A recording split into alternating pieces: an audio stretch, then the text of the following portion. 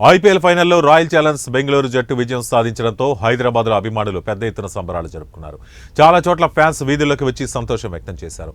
అయితే కొన్ని ప్రాంతాల్లో ఈ వేడుకలు హద్దులు దాటి ప్రజలకు ఇబ్బందులు కలిగించడంతో పాటు ట్రాఫిక్ అంతరాయం కలిగించాయి. దీంతో పోలీసులు రంగప్రవేశం చేసి పరిస్థితిని చక్కదిద్దాల్సి వచ్చింది. ఇక కూకట్పల్లి ప్రాంతంలో కొందరు అభిమానులు అత్యుత్సాహం ప్రదర్శించారు.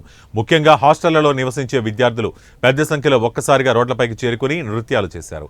అక్కడితో ఆగకుండా బస్సులు, లారీల వంటి వాహనాలను ఎక్కి విరాట్ కోహ్లీ ఫ్లెక్సీలను ప్రదర్శిస్తూ హంగామా సృష్టించారు. దీంతో ఆ ప్రాంతంలో కొద్దిసేపు ట్రాఫిక్ పూర్తిగా స్తంభించిపోయింది. విషయం తెలుసుకున్న పోలీసులు వెంటనే ఘటనా స్థలానికి చేరుకుని రోడ్లపై హల్చల్ చేస్తున్న వారిని చెదరగొట్టి ట్రాఫిక్ క్రమబద్ధీకరించారు. అయినా కొందరు అర్ధరాత్రి 12 నుంచి తెల్లవారుజాము 4 గంటల వరకు కూడా రోడ్లపైనే హంగామా సృష్టించారు. సూరారం సర్కిల్లోనూ ఇలాంటి ఘటనే చోటు చేసుకుంది. ఇక్కడ కూడా పెద్ద సంఖ్యలో ఆర్సీబీ అభిమానులు రోడ్లపైకి వచ్చి సంబరాల్లో మునిగిపోయారు. కొందరు యువకులు ఉత్సాహం ఆపుకోలేక తాము ధరించిన టీషర్టులు విప్పేసి రోడ్లపై సందడి చేశారు.